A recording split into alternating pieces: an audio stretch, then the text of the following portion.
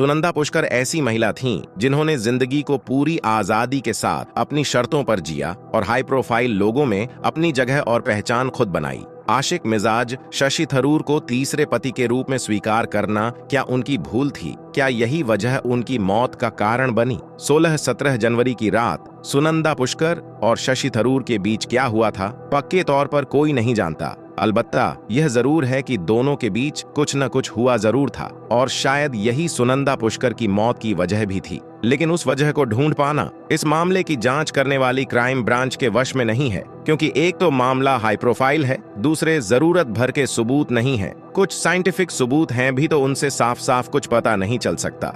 घटना वाले दिन यानी 17 जनवरी को शशि थरूर सुबह 6:30 बजे ही होटल लीला पैलेस से निकल गए थे, क्योंकि उन्हें कांग्रेस कार्यकारिणी की एक जरूरी मीटिंग में शामिल होना था। सुनंदा पुष्कर दिन भर होटल में रहीं। दिन में उन्होंने क्या क्या किया यह कोई नहीं जानता। होटल स्टाफ के लोगों और सुनंदा के नौकर नारायण को थोड़ी बहुत जो जानकारी थी वह उन्होंने पुलिस को बता दी, लेकिन उसमें ऐसा कुछ नहीं था जिससे कोई अनुमान लगाया जा सकता। सीसीटीवी कैमरे की फुटेज से भी इतना ही पता चल सका कि मैडम 3:22 पर अपने कमरे में आई थीं और उसके बाद कोई भी उनके कमरे की ओर नहीं आया था। सुनंदा पुष्कर की मौत का पता तब चला जब देर शाम 8:30 बजे शशि थरूर होटल लीला पैलेस स्थित अपने कमरा नंबर 345 में पहुंचे। उस समय उनकी पत्नी बेड पर लिहाफ ओढ़े लेटी थीं। कमरे का दरवाजा चूंकि लॉक नहीं था, इसलिए शशि थरूर को अंदर जाने में कोई परेशानी नहीं हुई। थरूर ने अंदर जाकर देखा तो सुनंदा निश्चल पड़ी थीं।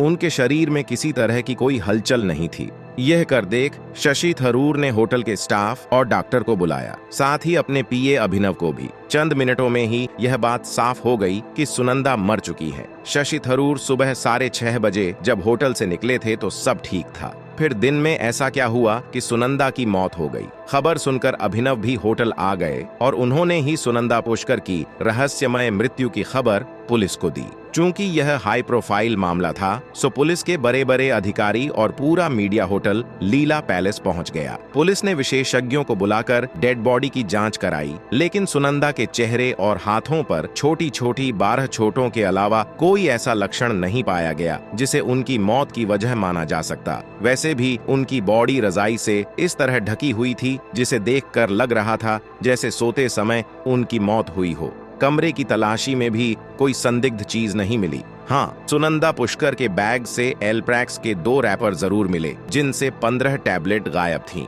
इससे त्वरित तौर पर यही अनुमान लगाया गया कि उन्होंने नींद की दवा खाकर आत्महत्या की होगी।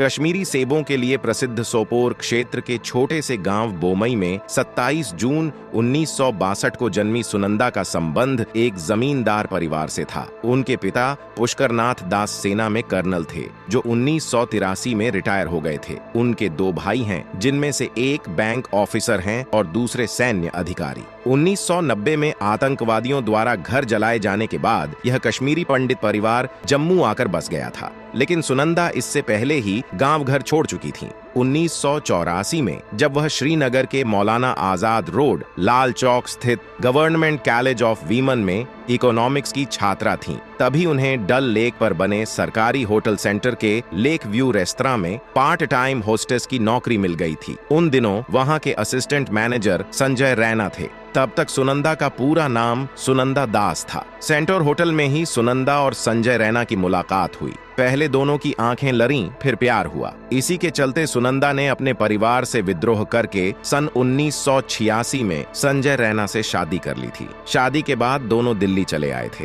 दिल्ली में सुनंदा ने साउथ एक्सटेंशन के एक फैशन इंस्टीट्यूट से फैशन टेक्नोलॉजी का डिप्लोमा किया। इस बीच संजय रैना नौकरी करते रहे, लेकिन तब तक दोनों के बीच कई तरह के मतभेद पैदा हो गए थे, जिसकी वजह से दूरियां बढ़ती जा रही थीं। आगे चलकर ये मतभेद इतने बड़े कि दोनों का रिश्ता टूट गया। सुनंदा और संजय तलाक लेकर अलग हो गए। सुनंदा ने अपने परिवार से विद्रोह करके विवाह किया था, वह भी टूट गया। इससे उन्हें काफी दुख पहुंचा था। इस दुख को कम करने और अपने परिवार से अपनी पहचान जोरे रखने के लिए सुनंदा ने अपने नाम के आगे से दास हटाकर पिता का नाम पुष्कर जोड़ लिया। इसके बाद वह सुनंदा पुष्कर के नाम से जानी जाने लगी। संजय रैना से तलाक लेकर सुनंदा ने अपनी राहें अलग कर लीं। तलाक के कुछ समय बाद 1988 में वह दुबई चली गईं। वहां उन्हें दुबई की टेकॉम इन्वेस्टमेंट कंपनी में सेल्स मैनेजर की नौकरी मिल गई। इसके 2 साल बाद 1991 में सुनंदा ने मलयाली बिजनेसमैन सुजीत मेनन से दूसरी शादी कर ली।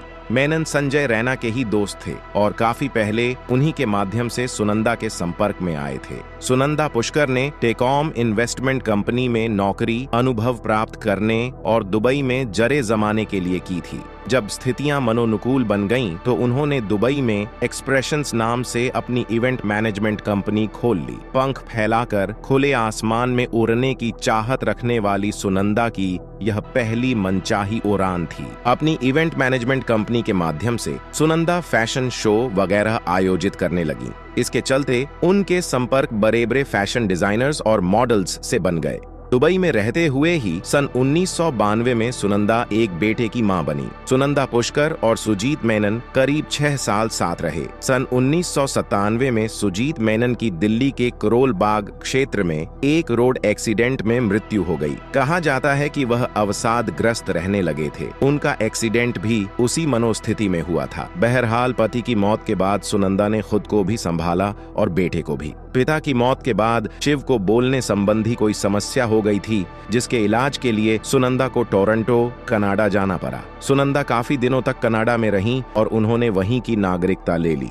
इस बीच उनका इन्वेंट मैनेजमेंट का काम चलता रहा। दुबई उनका आना जाना लगा रहता था। दुबई और कनाडा में रहते हुए सुनंदा पुष्कर कुछ ही सालों में बिल्कुल बदल गईं। चाल ढाल, रंग रूप ही नहीं, उनका हर अंदाज बदल गया। इस बीच वह दुबई और कनाडा के संभ्रांत वर्ग में इतनी मशहूर हो गईं कि वहां की हर बड़ी पार्टी में नजर आने लगी। चूंकि दिल्ली और मुंबई के बड़े बड़े फैशन डिजाइनर उनके संपर्क में रहते थे, इसलिए वह मुंबई और दिल्ली के भी चक्कर लगाती रहती थी। इवेंट मैनेजमेंट के बिजनेस में सुनंदा ने काफी पैसा कमाया। उन्होंने अपना ज्यादातर पैसा दुबई के रियल एस्टेट कारोबार में इन्वेस्ट कर दिया था। सुनंदा की तरह ही शशि थरूर की वैवाहिक जिंदगी में भी काफी उतार चढ़ाव रहे थे। यह अलग बात है कि बड़े लोगों की जिंदगी के उतार चढ़ाव भी उनकी तरह ही बड़े होते हैं।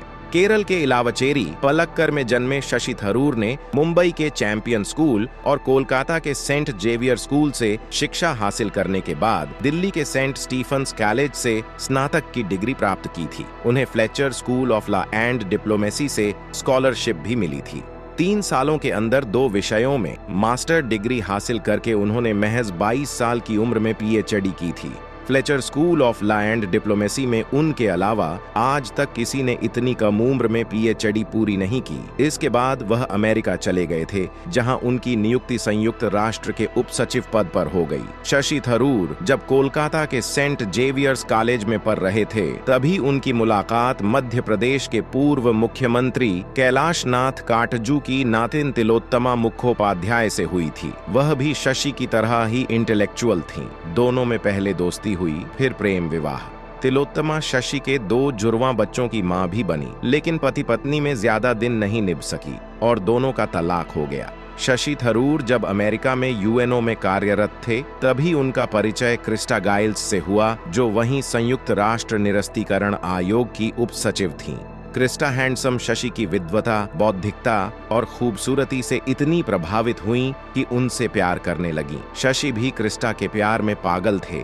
चूंकि दोनों की चाह एक ही थी, इसीलिए सन 2007 में दोनों ने शादी कर ली। हालांकि क्रिस्टा के घर वाले कतई नहीं चाहते थे कि वह एक दिलफेंक भारतीय से शादी करें। कह सकते हैं क्रिस्टा गाइल्स ने अपने परिवार की मर्जी के खिलाफ जाकर शशि थरूर से शादी की थी। अगले 3 सालों तक थरूर और क्रिस्टा गाइल्स के बीच सब कुछ ठीक ठाक चला।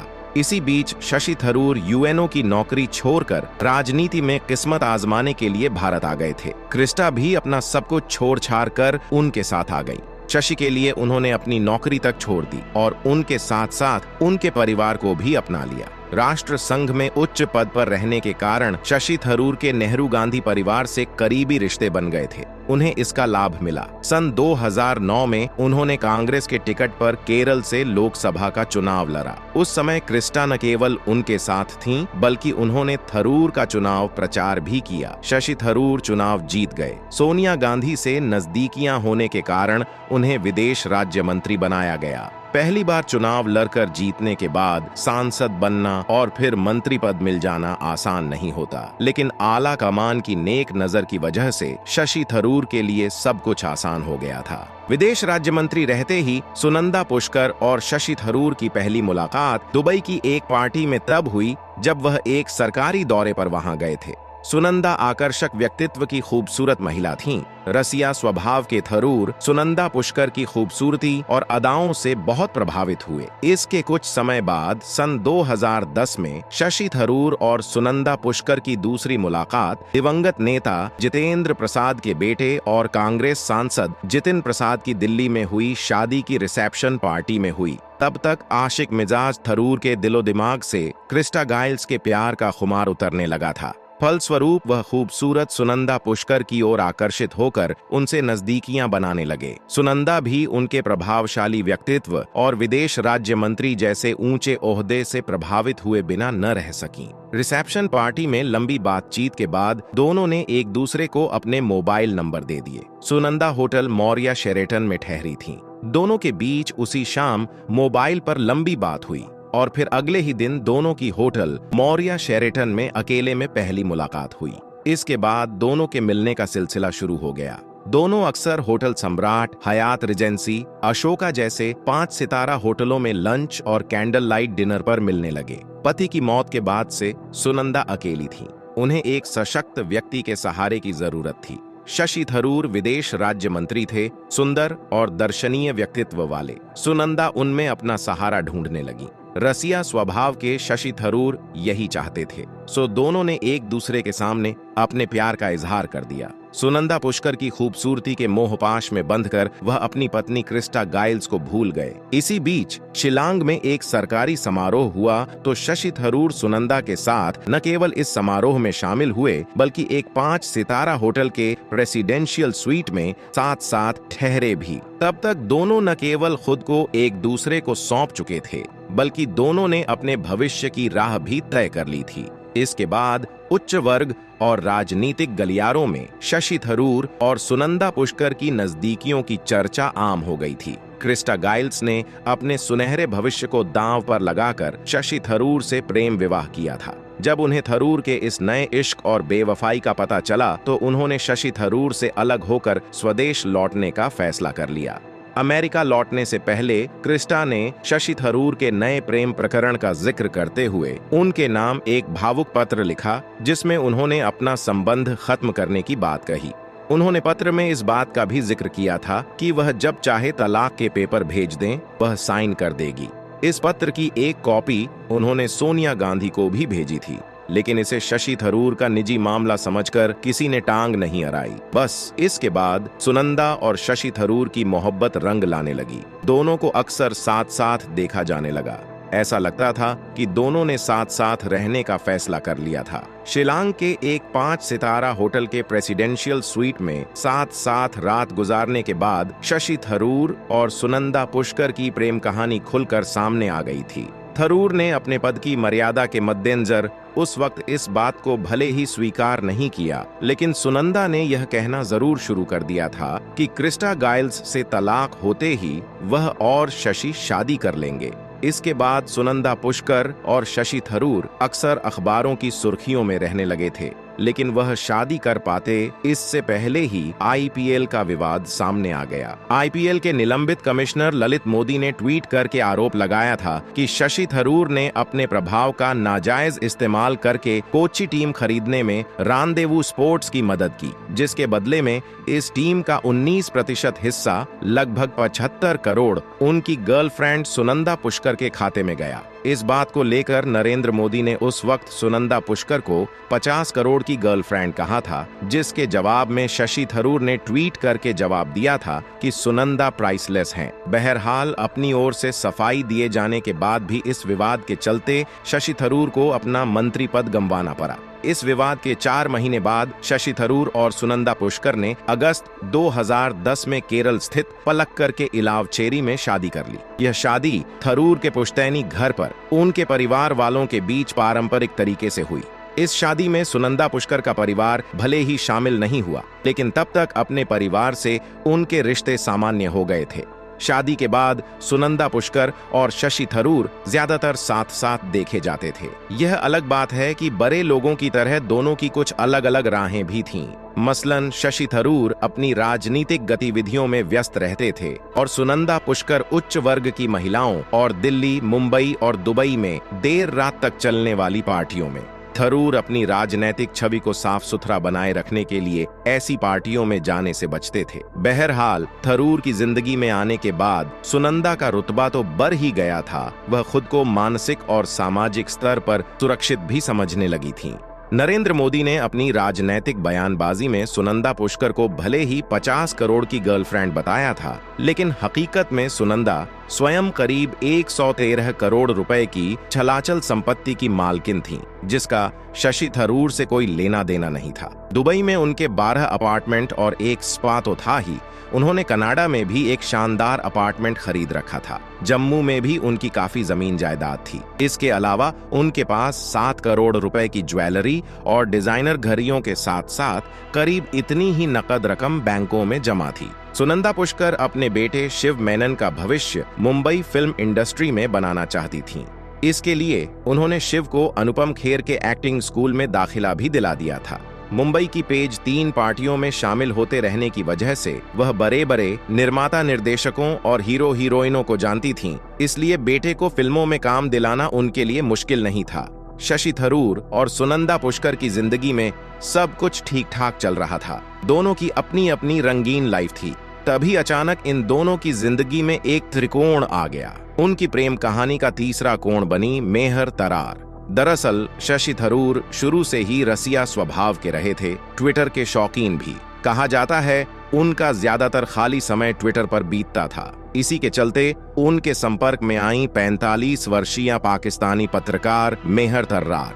पाकिस्तानी मीडिया में खूबसूरती के लिए जानी जाने वाली मेहर तर्रार का संबंध पाकिस्तान के एक संभ्रांत परिवार से है।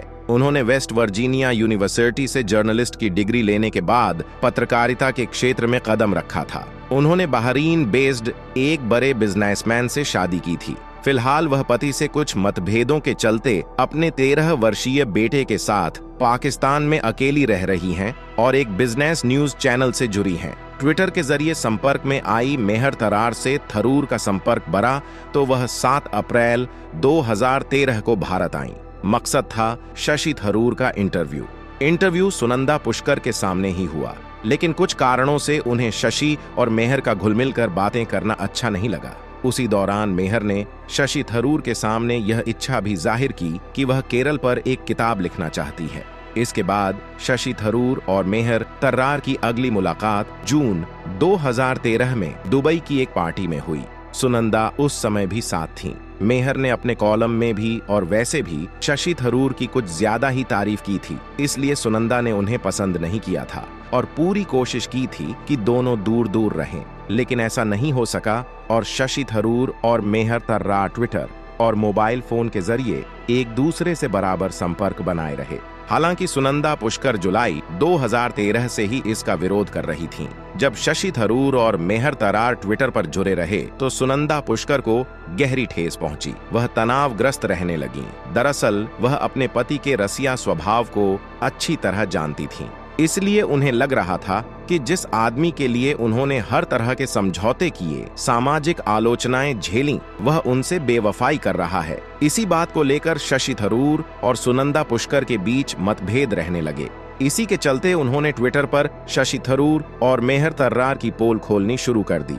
फलस्वरूप बात बढ़ती गई। इसे लेकर शशि थरूर और सुनंदा के बीच बात काफी बढ़ गई थी। यह बात मीडिया के माध्यम से सार्वजनिक हो गई तो शशि थरूर परेशान हुए। उन्होंने सुनंदा को कैसे मनाया यह तो वही जाने, लेकिन उस वक्त वह मान गई थीं। चूंकि शशि थरूर और सुनंदा पुष्कर दोनों ही उस वर्ग से थे जिसकी एक गतिविधि पर निगाह रखी जाती है, इसलिए दोनों को संयुक्त रूप से बयान देना पड़ा कि उनके दाम्पत्य जीवन में सब कुछ ठीक है। शशि थरूर निस्संदेह विद्वान व्यक्ति हैं। उन्होंने कई किताबें लिखी हैं। ह्यूमन राइट्स पर दिए गए उनके भाषणों को खूब सराहा गया था, लेकिन पिछले 2-3 सालों में उनकी सारी विद्वता ट्विटर के इर्द गिर्द सिमट कर रह गई थी। उनके 20 लाख से भी अधिक फॉलोअर्स थे। ट्विटर प्रेम के आगे उन्हें अपनी पत्नी सुनंदा पुष्कर भी महत्वहीन लगती थीं। शायद इसीलिए सुनंदा ने एक टीवी चैनल को दिए अपने इंटरव्यू में कहा था कि ट्विटर उनकी सौतन है। उनके पति उस वक्त भी ट्वीट करते रहते हैं जब उन्हें उनके प्यार में डूबा होना चाहिए। सुनंदा पुष्कर ट्विटर को ज्यादा पसंद नहीं करती थीं। इसके बावजूद जब उन्हें लगा कि पाकिस्तानी पत्रकार मेहर तर्रार ट्विटर और मोबाइल के माध्यम से शशि के वजूद पर हावी होने की कोशिश कर रही हैं, तो उन्होंने ट्विटर का सहारा लिया। इसी दौरान उन्होंने मेहर तर्रार पर कई आरोप लगाए। सुनंदा द्वारा बार बार चेतावनी देने के बावजूद जब ट्विटर के माध्यम से मेहर और शशि थरूर की नजदीकियां बढ़ती गईं, तो सुनंदा पुष्कर खुद को असुरक्षित महसूस करने लगीं। सुनंदा पिछले कुछ समय से बीमार चल रही थीं। बताया जाता है कि वह पेट की टीबी और लुप्स नाम के ऑटो इम्यून डिसऑर्डर से पीड़ित थीं। इसके इलाज के लिए वह 1 से 2 बार विदेश भी गई थीं। इन बीमारियों के सिलसिले में Kerala institute of medical college में उनके कई टेस्ट भी हुए थे और फिलहाल तिरुवनंतपुरम के किंग्स जॉर्ज हॉस्पिटल में उनका इलाज चल रहा था। लेकिन बताया जाता है कि उनकी ये बीमारियां ज्यादा गंभीर नहीं थीं। 15 जनवरी को शशि और सुनंदा जब हवाई जहाज से तिरुवनंतपुरम से दिल्ली लौट रहे थे, सफर के दौरान दोनों का खूब झगड़ा हुआ था। वजह यह बताई जाती है कि शशि थरूर ने सुनंदा की चेतावनी के बावजूद अपने मोबाइल में हरीश नाम से मेहर तर्रार का नंबर सेव कर रखा था, जो सुनंदा ने देख लिया था। यह उन्हें सरासर बेवफाई लगी थी और इससे वह बुरी तरह टूट गई थीं। दोनों के इस झगड़े की भयावहता का अनुमान इसी से लगाया जा सकता है कि दिल्ली एयरपोर्ट पर उतरकर सुनंदा वॉशरूम चली गई थीं और आधे घंटे तक बाहर नहीं आई थीं। काफी देर इंतजार के बाद शशि थरूर गुस्से में अकेले ही अपने लोधी एस्टेट वाले बंगले पर चले गए थे, जबकि सुनंदा आधा घंटा बाद वॉशरूम से बाहर आईं और चाणक्यपुरी स्थित होटल लीला पैलेस चली गईं, जहां शशि थरूर ने स्वीट बुक करा रखा था। लीला पैलेस में स्वीट बुक कराए जाने की वजह यह बताई जाती है कि थरूर के लोधी एस्टेट के बंगले में व्हाइट वॉश चल रहा था और सुनंदा पुष्कर को इससे एलर्जी थी। उसी दिन सुनंदा ने पति का ट्विटर अकाउंट हैक किया और मेहर तर्रार को खूब खरी खोटी सुनाई, यहाँ तक कि उन्होंने मेहर तर्रार को ISI का एजेंट तक बताया। उस रोज उन दोनों के बीच अच्छा भला ट्विटर वॉर चला। बाद में शशि थरूर भी लीला पैलेस आ गए थे। उन्हें जब इसकी जानकारी हुई तो उन्होंने ट्वीट करके सफाई दी कि उनका अकाउंट हैक कर लिया गया था। इसके बाद शायद पति पत्नी में समझौता हो गया था, क्योंकि अगले दिन यानी 16 जनवरी को दोनों ने संयुक्त बयान जारी करके कहा कि उनके दाम्पत्य जीवन में सब कुछ ठीक है। 17 जनवरी को शशि थरूर सुबह 6:30 बजे ही होटल से निकल गए थे। बताया जाता है कि उस रात सुनंदा और शशि के बीच खूब झगड़ा हुआ था, जो रात 4:30 बजे तक चला था। इस झगड़े के बाद शशि थरूर को सोफे पर सोना पड़ा था, जबकि सुनंदा बेड पर सोई थीं। अनुमान है कि सुनंदा के हाथों और मुंह पर चोटें इसी झगड़े के दौरान हाथापाई में आई थीं। अगली सुबह यानी 17 जनवरी को शशि थरूर सुबह 6:30 बजे ही होटल से निकल गए थे। उसी रात लगभग 8:30 बजे सुनंदा पुष्कर होटल लीला पैलेस के अपने कमरा नंबर 345 में मृत पाई गईं। उनकी मौत का पता तब चला जब सुबह 6:30 बजे होटल से निकले शशि थरूर रात को लगभग 8:30 बजे वापस लौटे। उस वक्त कमरे का दरवाजा अंदर से बंद नहीं था। दरवाजा खोलकर शशि थरूर अंदर पहुंचे तो सुनंदा बेड पर मरी पड़ी थीं। उस वक्त वह रजाई ओढ़े थीं और दोनों हाथ रजाई के अंदर थे। कह सकते हैं वह सामान्य स्थिति में सोई हुई लग रही थीं। उनकी स्थिति देखकर थरूर को होटल के स्टाफ को बुलाना पड़ा। प्राथमिक जांच के बाद सुनंदा का शव पोस्टमार्टम के लिए एम्स भेज दिया गया। अगले दिन वीडियोग्राफी के साथ 3 डॉक्टरों के पैनल ने सुनंदा के शव का पोस्टमार्टम किया। पता चला सुनंदा पुष्कर की मौत अप्राकृतिक और आकस्मिक थी, जो दवा के ओवरडोज की वजह से हुई थी। उनके शरीर पर चोटों के जो 10 निशान पाए गए वह संभवतः घरेलू झगड़े की वजह से आए थे, जिनका उनकी मौत से कोई संबंध नहीं था। इनमें से एक हाथ की हथेली में दांत से काटने का गहरा निशान था, जिसकी फोरेंसिक जांच के लिए उस जगह की चमड़ी सुरक्षित रख ली गई। इसके साथ ही सुनंदा के पेट का विसरा भी जांच के लिए रखा गया। पोस्टमार्टम के बाद उसी दिन लोधी रोड श्मशान घाट पर उनका अंतिम संस्कार कर दिया गया। सुनंदा पुष्कर और शशि थरूर की शादी को चूंकि अभी 7 साल पूरे नहीं हुए थे, इसलिए CRPC की धारा 176 के तहत इस मामले की जांच वसंत विहार के एसडीएम आलोक शर्मा को सौंपी गई। उन्होंने इस सिलसिले में सीनियर जर्नलिस्ट नलिनी सिंह, सुनंदा के भाई कर्नल राजेश, बेटे शिव मेनन, शशि थरूर, उनके पर्सनल सेक्रेटरी अभिनव और होटल के 2 अटेंडेंट आदि 8 लोगों के बयान लिए। उन्हें शशि थरूर के खिलाफ कोई सबूत नहीं मिला था। नलिनी सिंह का बयान इसलिए लिया गया क्योंकि उनसे सुनंदा की काफी लंबी बात हुई थी। दोस्तों, ये वीडियो किसी को परेशान करने के लिए नहीं, बल्कि आपको सूचित करने के लिए बनाई गई है। इस पूरी घटना के बारे में आपको क्या कहना है, कमेंट बॉक्स में जरूर बताएं। और हमारी मेहनत पसंद आई हो तो वीडियो को लाइक और शेयर भी करें और चैनल को सब्सक्राइब करके हमारे साथ जुड़े रहे। धन्यवाद।